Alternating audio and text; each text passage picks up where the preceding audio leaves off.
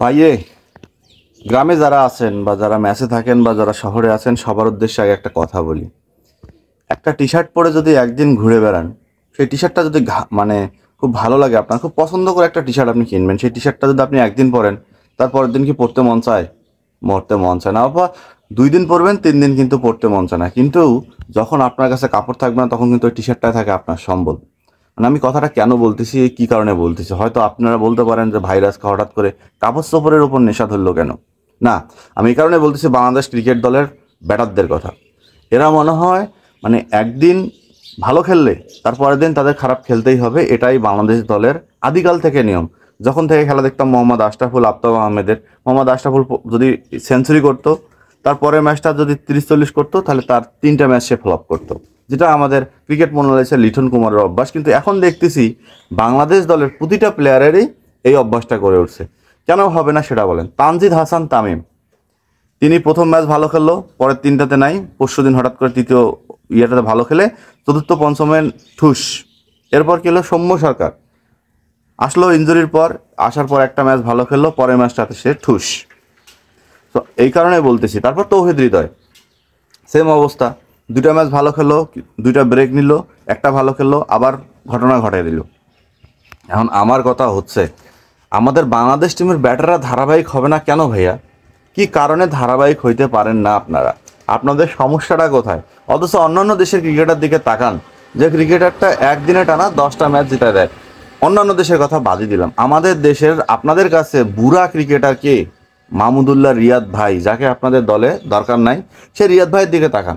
গত বিশ্বকাপ থেকে শুরু করে এবং এখন পর্যন্ত সে ধারাবাহিক, সে ভালো পারফরমেন্স করে দলে ঢুকে গেল, তাকে তো আপনারা বাদ দিয়ে দিয়েছিলেন। তারপরেও এখন মেন ঘটনাগুলোতে আসি।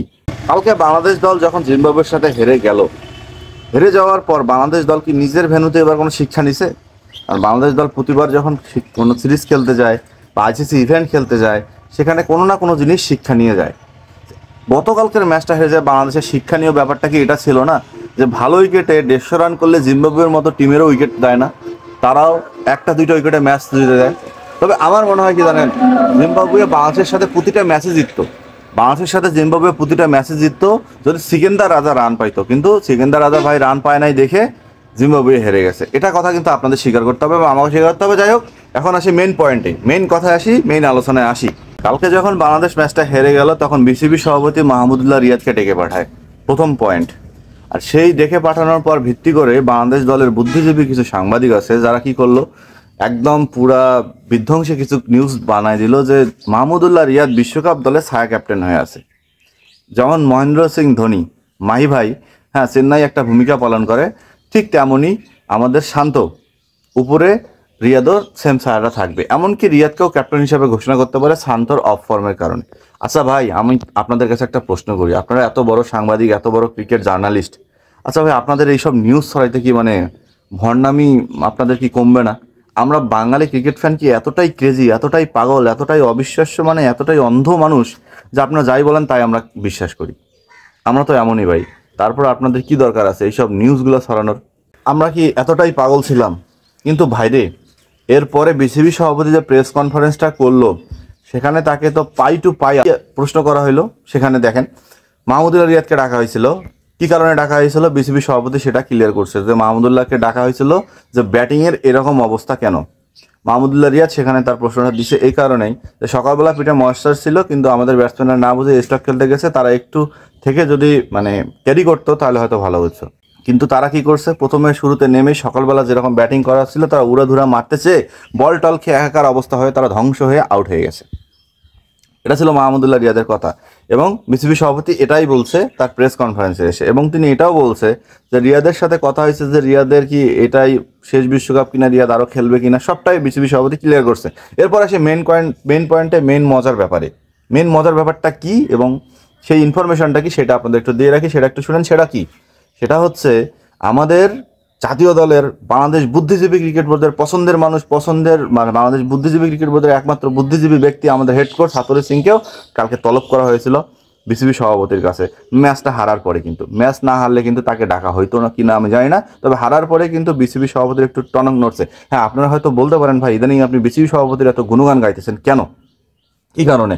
না রে ভাই, আমি বিসিবি সভাপতির কোনো দালাল নই, বিসিবি সভাপতির কোনো ফ্যান ফলোয়ার নই, বিসিবি সভাপতির কোনো কিছুই হই না, খালাতো মামাতো ফুফাতো ভাইও হই না, কোনো আপার ছেলেও হই না। তো যাই হোক, বিসিবি সভাপতির এই কারণেই কাজগুলো ভালো লাগতেছে। ইদানিং বিসিবি সভাপতি বুঝে গেছে যে বাঙালি ফ্যানদের আর সুদূর বুদূর কোনো পছন্দ হবে না, বাঙালি ফ্যানরাও এখন কি সচেতন হয়ে গেছে, তারাও এখন রেজাল্ট চায়। এই কথাটা বিসিবি সভাপতি বুঝে গেছে।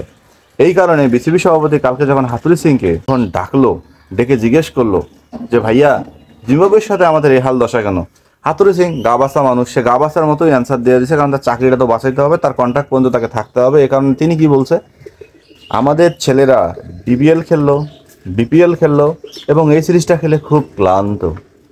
আচ্ছা ভাইরে, আমাদের ছেলেরা যে ক্লান্ত সেটা কি শুধু হাতুড়ি সিং এর কাছে নাকি আমাদের ছেলেদের কাছে? যদি তারা ক্লান্তই মনে করতো তাহলে সিরিজ থেকে ছুটি নেয় না কেন? ডিবিএল থেকে রেস্ট নেয় না কেন? তারা তো নেয় না, তারা তো খেলে। তাহলে ভাই এরকম ক্লান্ত ক্লান্ত দোহাই দিয়ে আর কতদিন যাবে? যাই হোক, সেটা গেল।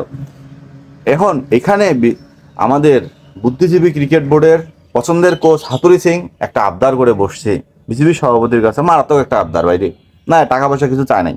সে আবদারটা কি?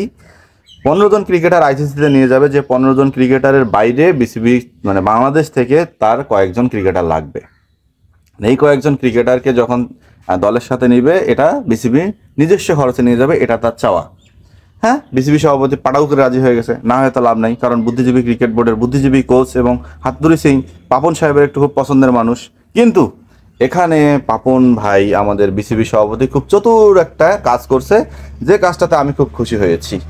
আপনারাও নিশ্চয়ই সেই ইনফরমেশনটা শুনছেন কিনা জানি না, না শুনলে শুনে নেন, আপনারাও খুশি হয়ে যাবেন। কি কারণে খুশি হবেন সেটা শোনেন। হাতুড়ি সিং যে এই তার আবদার করলো, এত কিছু বললো, সব কিছু শুনলো, শোনার পর হাতুড়ি সিংকে বলা হয়েছে, ভাইয়া ভাইয়া তুমি যা চাচ্ছ তোমাকে তাই দেওয়া হচ্ছে, কোনো সমস্যা নাই, এখানে কোনো প্রকার কোনো ভেজাল নাই। কিন্তু আমার কথা হচ্ছে, আমি তোমার কাছ থেকে রেজাল্টটা চাই, যে রেজাল্টটা দিব মানে যে ইনপুটটা তোমাকে দিচ্ছে তার আউটপুটটা আমার দরকার। এই কথাটা হাতুড়ি সিংকে ক্লিয়ার করা হয়েছে। কিন্তু এখানে সবচেয়ে বড় দুশ্চিন্তার নাম হচ্ছে কি জানেন? তাসকিন আহমেদ। তাসকিন আহমেদ যেভাবে ইনজুরিতে পড়লো ভাইয়ারে, কানাডার জন্য দোয়া করে না, এর জন্য বিশ্বকাপ খেলে পায়, না হলে কিন্তু মারাত্মক সমস্যায় পড়ে যাবে বাংলাদেশ দল। কারণ হচ্ছে নতুন বল উইকেট না নিলে বাংলাদেশ টিমের অবস্থা ভালো হবে না এবং বাংলাদেশ টিম ভালো খেলতেও পারবে না। এই কারণে তাসকিনকে বাংলাদেশ দলে খুব দরকার। এই কারণে লিপু ভাইকে জিজ্ঞেস করা হয়েছে তাসকিনের বিকল্পকে। তাসকিনের বিকল্প হাসান মাহমুদ, যে ছেলে 4 ওভারে 50 ছাড়া কিছু বোঝে না।